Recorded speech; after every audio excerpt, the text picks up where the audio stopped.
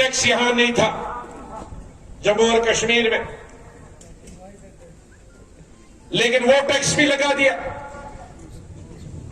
अब कपड़े रह गए हैं लोगों के पास, उसको भी खरीदने वाला कोई नहीं होगा क्योंकि हमारे अलग जो कपड़े हैं उसको देके टैक्स भरना पड़ेगा। डेवलपमेंट की कोई बात नहीं होती है, नौकरी किसी को मैंने नहीं देखा लगते हुए, सड़क की बात नहीं हुई कि सड़क बन रही है, अस्पताल का इंप्रूवमेंट हो उसकी बात नहीं हो रही है, स्कूल में तालीम हासिल हो, कॉलेज में तालीम हासिल हो उसकी बात नहीं हो रही, कौन सा नया टैक्स लगाना है इसकी बात रोज होती है। के लोग चाहे वो कांग्रेस का हो, नेशनल कॉन्फ्रेंस का हो, पीडीपी का हो, बीजेपी का हो, आरएसएस का क्यों ना हो, वो भी स्टेट उठ जाता। अगर किसी एक में जरूरत है लीडर को किसी पार्टी की, वो कल स्टेटमेंट देवे कि मुझे स्टेट उठ नहीं चाहिए कि वो आए मंच पे हमको संबोधित करे। गुलाम नबी आजाद साहब हाथ खड़े खड़ करके, गुलाम नबी आजाद साहब, गुलाम नबी आजाद साहब, हमारा नेता कैसा हो?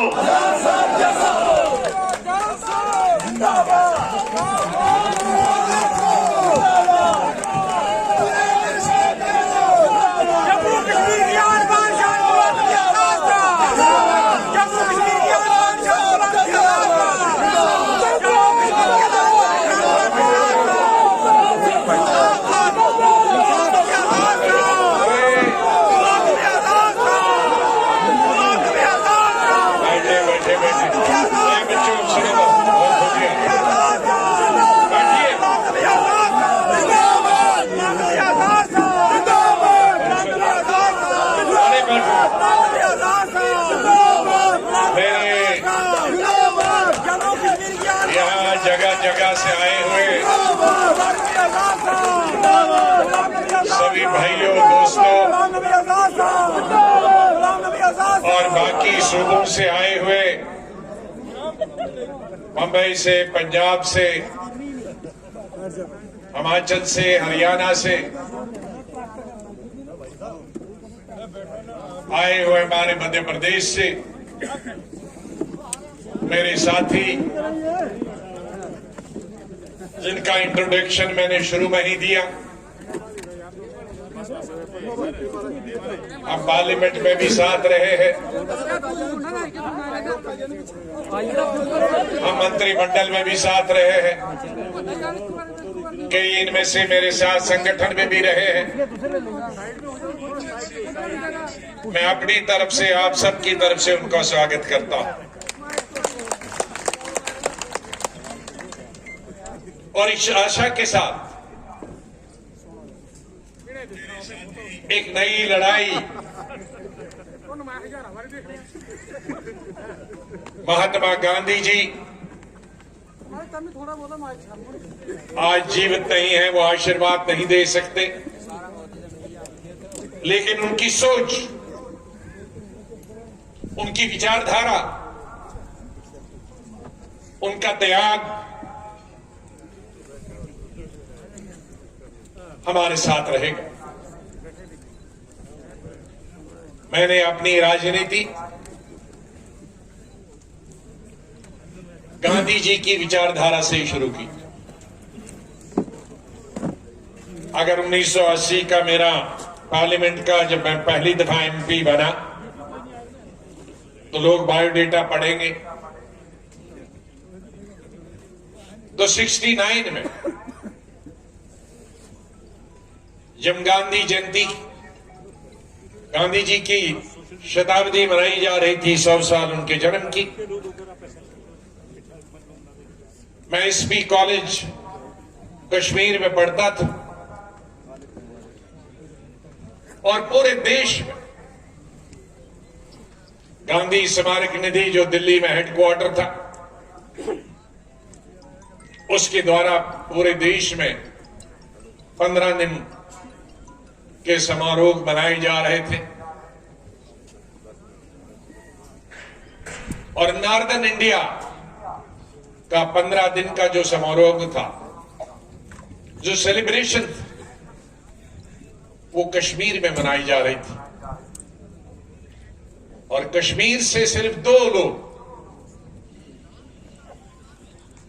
मैं और मेरे दोस्त बशारत अहमद, जो के बाद में डायरेक्टर दूरदर्शन रिटायर हुए, हम कॉलेज की तरफ से उस समारोह में रहे, ट्रेनिंग ली, गांधी को समझा, खादी शुरू की और गांधी पर लेक्चर 15 दिन सुनने को मौका मिला। और तब से उनकी विचारधारा हमारे दिमाग में चली गई, क्योंकि स्कूल का और कॉलेज का ऐसा समय जो आपके दिमाग में चली जाएगी बात, वो मरने के बाद ही निकलती है। तो 2 चीजों से हम प्रभावित हुए थे गांधी जी, सच और अहिंसा। और उस दिन से लेकर आज तक मैंने हमेशा प्रयास किया है सच और अहिंसा पर विश्वास करना और उसको बोलना और उस पर अमल करना। उसके बाद में मैंने स्टूडेंट लाइफ शुरू की और यूथ कांग्रेस किया।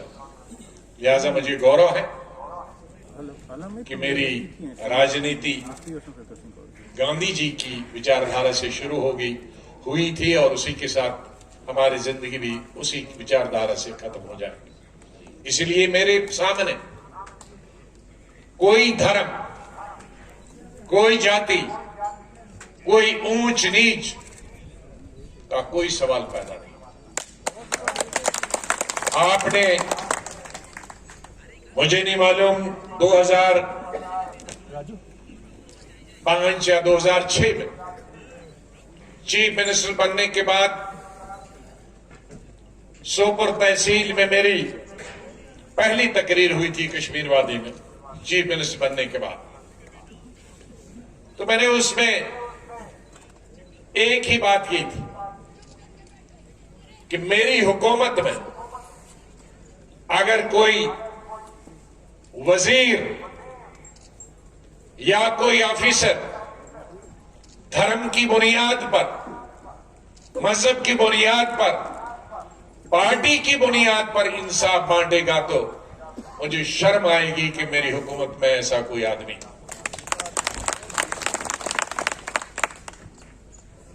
और हर मंत्रालय में जब मैं दिल्ली में रहा तो सभी सेक्रेटरीज और ऑफिसर्स को मैंने ये कहा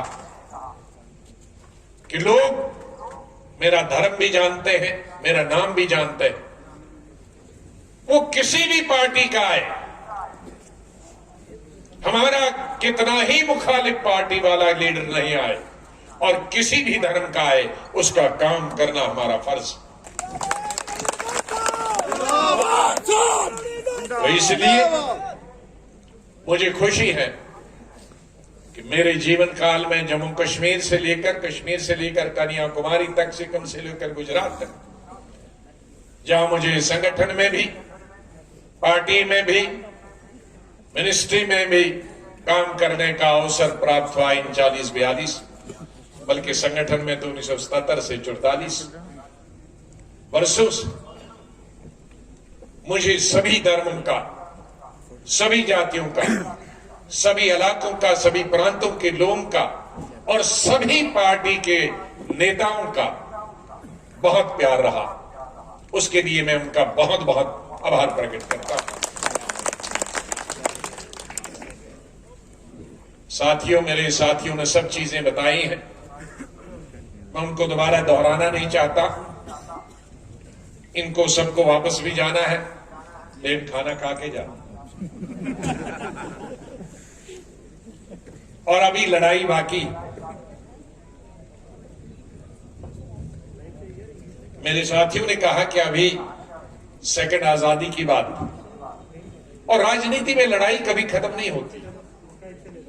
राजनीति में हम लड़ाई करते हैं बेकारी के खिलाफ, बेरोजगारी के खिलाफ, बीमारी के खिलाफ। अभी हम पूरा देश और पूरा विश्व, पूरी दुनिया 1 साल से बीमारी के खिलाफ जंग लड़ रहा है, जद्दोजहद कर रहा है, जहाद कर रहा है। लेकिन जम्मू कश्मीर में हमें कई चीजों के खिलाफ लड़ाई लड़ना। ये पहाड़ी इलाका और हिंदुस्तान के एक सिरे पर है, जहां हिंदुस्तान मुल्क खत्म होता है और पाकिस्तान और चीन की सरहदें शुरू होती है, हमारे दुश्मन की सरहदें शुरू होती हैं। इसलिए हमारी जिम्मेदारी दूसरे देश के कई प्रांतों से कई गुना ज्यादा, वैसे तो बहुत सारे प्रांत हैं जो बॉर्डर से मिलते हैं, राजस्थान मिलता है, गुजरात मिलता है, नॉर्थ ईस्ट पंजाब मिलता है, लेकिन यहां दुश्मन बहुत एक्टिव है। जम्मू कश्मीर के बॉर्डर पर 1947 से लेकर और अभी तक जहां हम बैठे हैं, अभी तनाव बराबर जारी है, और कभी पाकिस्तान की तरफ से, कभी चाइना की तरफ से कई लड़ाइयां भी हुई, लेकिन नोक झोंक कभी नहीं चलती। इसलिए हमारी जिम्मेदारी है जम्मू कश्मीर के लोग कि हम आपस में सद्भाव रखें, आपस में मोहब्बत रखें, आपस में प्यार बांटें और साथ साथ मिलकर दुश्मन का भी मुकाबला करें। और हम दुश्मन का तभी मुकाबला कर सकते हैं जब हम इकट्ठे होंगे। अगर हम आपस में बंटे होंगे धर्म की बुनियाद पर, मजहब की बुनियाद, मैं बार बार पार्लियामेंट में कह चुका हूं सरकार को, आज की सरकार, आप हुकूमत में आ जाओ, हमें कोई फर्क नहीं पड़ता। राजनीति में, लोकतंत्र में, जमहूरियत में हर पार्टी को हुकूमत बनाने का हक है, लेकिन सिर्फ धर्म की नाम पर नहीं, आप सबको लेके चलो, जैसे कांग्रेस ने किया। कांग्रेस आजादी हासिल नहीं करता अगर उसमें सभी धर्मों के, सभी जातियों के लोग नहीं होते। सभी धर्मों और सभी जातियों के लोग थे, सभी प्रांतों के लोग थे, बुद्धिजीवी थे, पढ़े लिखे लोग थे, डॉक्टर्स थे, प्रोफेसर थे, पत्रकार थे, किसान थे, मजदूर थे, तजारत करने वाले लोग थे, तब जाकर हिंदुस्तान को आजादी। और ये बॉर्डर एरियाज, हमने इंदिरा गांधी से यही सीखा कि जितने भी लोग बॉर्डर पर रहते हैं उनकी जितनी भी मदद करो, उनको बांटो नहीं, उनको जोड़ो, उनको इकट्ठे करो, उनकी दिल की धड़कनें समझो, क्योंकि वो दुश्मन का मुकाबला करते हैं। लेकिन आज मुझे अफसोस, पिछले 1.5 साल से हम सबको बिखेर दिया, स्टेट के हिस्से हो गए, कोई टुकड़ा इधर गिरा, कोई इधर गिरा। आज हम बांटे हुए हैं अलग फिरकों में, तबकों में। बेकारी अपने उरूज पे है, बेरोजगारी अपने उरूज पे है, लाखों नौजवान पीएचडी करके, लॉ करके, एमए एमएससी करके बेकार और बेरोजगार है। लाखों लोगों के बच्चों ने छोटी जमीन, मैं सुबह अपने साथियों को बता रहा था कि हरियाणा पंजाब की तरह जमीन नहीं है, यहां यूपी और आंध्रा और महाराष्ट्र की तरह जमीन नहीं है। यह हमारे स्टेट सिर्फ पहाड़ और जंगल है, और जो 15-20% जमीन है उसमें हमारे गांव, शहर और सड़कें, स्कूल और बिल्डिंगें हैं। हमारे पास खेती नहीं है। गांधीनगर के आसपास आरसपुर हमें खेती है, बाकी कुछ नहीं। हमारे उद्योग नहीं, जो थे उद्योग छोटे बड़े इस जम्मू कठुआ और सामा के अंदर, और कुछ लोग हमारे नौजवान पलते थे उस वक्त, चाहे वो किसी धर्म के हो, किसी जाति के हो, लेकिन वो उद्योग भी बंद हो गए, कई परमानेंटली बंद हो गए। और आज कई सैकड़ों वर्षों के बाद हम स्टेट का हिस्सा नहीं, हमारी पहचान खत्म हो गई। कितने फख्र से हम दुनिया में जाते हैं। मेरे साथियों को मालूम है, मेरे पार्लियामेंट के अंदर बोला कि दुनिया में जितने भी राष्ट्रपति या प्रधानमंत्री हैं, उनसे अगर पूछोगे, अफ्रीका के प्राइम मिनिस्टर पूछोगे, बर्तानिया, अमेरिका, बर्तानिया के प्राइम मिनिस्टर से, ऑस्ट्रेलिया के प्राइम मिनिस्टर से, कनाडा के प्राइम मिनिस्टर से, चीन के प्राइम मिनिस्टर से, अमेरिका के अभी नए नए प्रेसिडेंट आए हैं, लेकिन सबसे पहले उन्होंने कश्मीर की बात की, उन्होंने मध्य प्रदेश की बात नहीं की, उन्होंने बंबई की बात नहीं की, उन्होंने दिल्ली की भी बात नहीं की। तो कोई भी दुनिया का आदमी नहीं है या लीडर नहीं है जो कश्मीर को कश्मीर के नाम से नहीं जानता, या जम्मू कश्मीर की स्टेट से नहीं जानता। आज हमारी वो पहचान चलेगी। आज हमें एक डिस्ट्रिक्ट का दर्जा दिया गया, तो इसलिए हमारी लड़ाई वो भी जारी रहेगी पार्लियामेंट और पार्लियामेंट के बाहर कि हमें स्टेट और अपनी वापस चाहिए। और जब तक हमारे एमएलए नहीं होंगे, चुने हुए नुमाइंदे नहीं होंगे, वो किसी भी पार्टी के क्यों ना हो, उनके ऊपर जिम्मेदारी हो। जब तक यहां चुने हुए नुमाइंदे मिनिस्टर नहीं होंगे, चीफ मिनिस्टर नहीं होंगे, ये बेकारी, बेरोजगारी, ये सड़कों की हालत, ये पानी की हालत, बिजली की हालत, ये स्कूलों की हालत, ये डिस्पेंसरीज की हालत, अस्पतालों की हालत, और ये जहालत बराबर जारी रहेगी जब तक स्टेट के नुमाइंदे चुनकर नहीं आते तीनों खित्तों से, जम्मू कश्मीर और लद्दाख से। लेह का डिस्ट्रिक्ट यूटी चाहता था, लेकिन कारगिल का डिस्ट्रिक्ट बिल्कुल यूटी नहीं चाहता, यूटी के खिलाफ। और जम्मू के लोग, चाहे वो कांग्रेस का हो, नेशनल कॉन्फ्रेंस का हो, पीडीपी का हो, बीजेपी का हो, आरएसएस का क्यों ना हो, वो भी स्टेटहुड चाहता। अगर किसी एक में जरूरत है लीडर को किसी पार्टी की, वो कल स्टेटमेंट दे दे कि मुझे स्टेटहुड नहीं चाहिए, कोई नहीं चाहता। तो यह ऐसा कोई कभी नहीं हुआ कि सब पार्टियां स्टेटहुड चाहती। सब पार्टियां, बीजेपी, आरएसएस से लेकर नेशनल कॉन्फ्रेंस और पीडीपी से लेकर पैंथर पार्टी तक, सब चाहती है स्टेटहुड हो। और जम्मू में और कश्मीर में और लद्दाख में दो और चीजें चाहिए कि यहां जमीन कम है, इसलिए सिर्फ यहां के ही लोग खरीद सकते हैं। और ये कोई नई बात नहीं, नॉर्थ ईस्ट में है, हिमाचल में है, उत्तराखंड में है, वहां तो आर्टिकल 370 नहीं है। तो वो जमीन, सबसे ज्यादा जमीन अगर चली जाएगी, शुरू होगी तो जम्मू की जाएगी, कश्मीर और लद्दाख की, और लद्दाख ले की जाएगी, कारगिल की नहीं जाएगी, क्योंकि वहां पर्यटन। और दूसरा, नौकरी यहां के बच्चों को ही यहां के लगनी चाहिए, बाहर वाला नहीं सकता। हम बाहर वालों के लिए खिलाफ नहीं, मैं तो बाहर में ही ज्यादा काम करा। क्यों चाहते हैं? क्योंकि यहां कोई इंडस्ट्री नहीं है। ये हिंदुस्तान, ये अगर दिल्ली से जाओगे तो आधा बिजनेस इसीलिए चलता है कि पंजाब के लोग, हरियाणा के लोग दिल्ली में बीच में से निकलते हैं, लेकिन हमारे यहां कोई नहीं आता। जिसको जम्मू कश्मीर आना है वही आएगा, बीच में से कोई जाने वाला नहीं।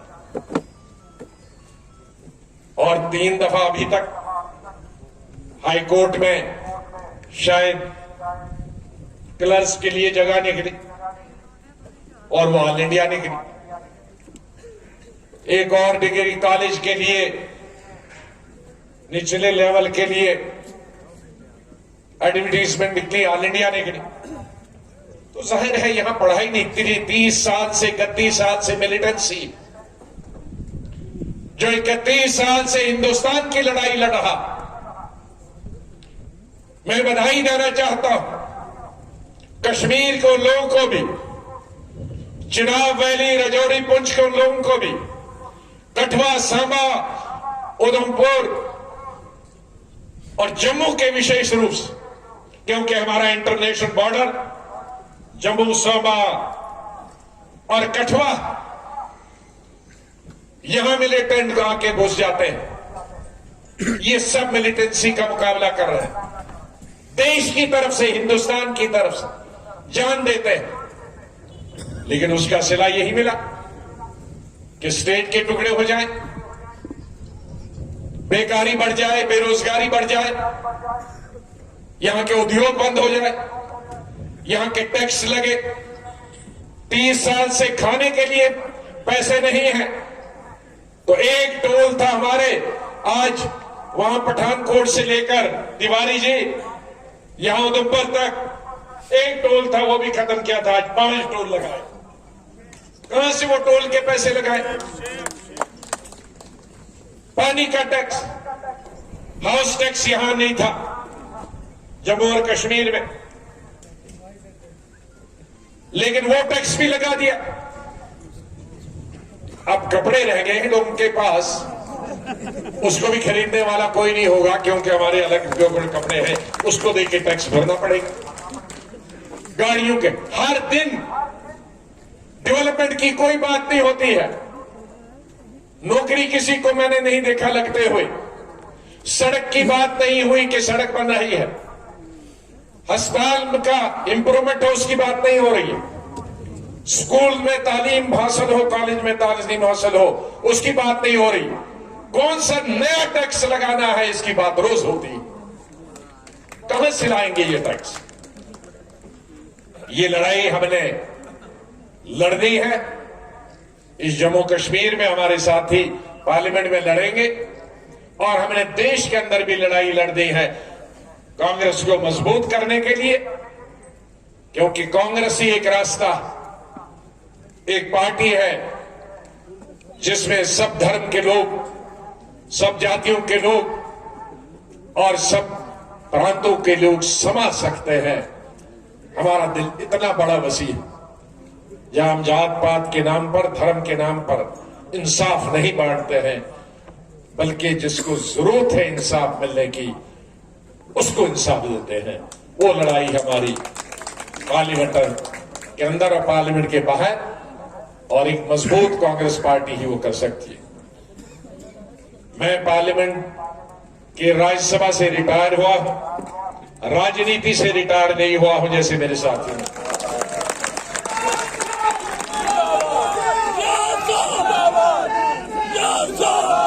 और पार्लियामेंट से मैं पहली दफा नहीं रिटायर हुआ। जब लोकसभा से आना था राज्यसभा, तो भी 3-4 महीने का गैप था। जब यहां से पहले बना, जब सीएम बना था, तब भी बीच में गैप था, बीच में एक और दफा गैप था। तो हम इधर से डूबते हैं, इधर निकलते हैं, इधर से डूबते हैं, इधर डूबते हैं। तो अभी हमारी भारी नहीं रही। मरने का जब तक दम है, गलत कर दे, गल कर दे, आदमी मैं खत्म करा उसके बात कर लियो सरदार जी। इसलिए कोई हिम्मत हारने की जरूरत नहीं है, और सतर्क करना है, देश को मजबूत करना है। चीन पास में है, पाकिस्तान पास में, हमारी पूरा सहयोग, जो हमारी फौजी हैं हमारे बॉर्डर पर, हम उनकी सराहना करते हैं। हमारी सिक्योरिटी फोर्सेस है, आर्मी है, उनका हम पूरा समर्थन करते हैं, हम उनके साथ हैं दुश्मन का मुकाबला करने के लिए। और मैं उन तमाम राजनीतिक दलों का जो 25-26 है, जिन्होंने बीजेपी से लेकर प्रधानमंत्री जी से लेकर शरद पवार जी से लेकर सीपीआई सीपीएम से लेकर बीएसपी समाजवादी से लेकर टीएमसी से लेकर डीएमके, एआईडीएमके से लेकर तेलुगु देशम से लेकर टीआरएस से लेकर नॉर्थ ईस्ट की रीजनल पार्टी से लेकर प्रधानमंत्री जी तक मैं उन सब का धन्यवाद करता हूं जिन्होंने मेरी पार्लियामेंट की रिटायरमेंट पर जो बधाई आपको जाती है क्योंकि आपने मुझको चुन के दिया था, मेरे साथियों ने चुन के दिया था, मैं उनका भी आभार प्रकट करता हूं। मेरे सामने सुनो मेरे सामने कोई 75 लीडरों के नाम है और अगर मैं 75 लीडरों के नाम लूंगा, डिप्टी सीएम से लेकर और ताज साहब से लेकर पीरजादा सईद साहब हमारे बहुत सीनियर लीडर है और हमारे एक्स मिनिस्टरों से लेकर एमएलसी एमएलए से लेकर डिस्ट्रिक्ट प्रेसिडेंटों से लेकर पीसीसी ऑफिस बेयर से लेकर तो आधे लोग उड़ जाएंगे। तो इसलिए मैं सबसे माफी चाहता हूं, सबसे ज्यादा तो आपको बधाई की जो आप बैठे हैं मेरे सामने, दोनों पगड़ी वाले भी बगैर पगड़ी वाले भी। पगड़ी वाले हमारे दोनों हैं, सरदार भाई भी और गुजर बकरवाल भाई भी, और बगैर वाले में तो सभी हैं, हमारी बहनें भी हैं। मैं आपका और हमारे मित्र पत्रकार both electronic and print media, उनका भी आभार प्रकट करता हूं और आप सब मेरे दाएं बाएं पीछे सबका मैं बहुत आभार प्रकट करता हूं कि आपने मेरे साथियों का स्वागत किया, यहाँ आए। अभी बैठे आप हमारे सरदार भाई एमएलए लीडरों का वो सरोपा दे रहे हैं, इसलिए सरोपा हो गया तो आप में से भी कोई नहीं उठेगा और यहां से भी कोई नहीं उठेगा। 1 मिनट में सरोपा खत्म होगा। एक दफा आपका बहुत बहुत धन्यवाद। खुदा हाफिज। जय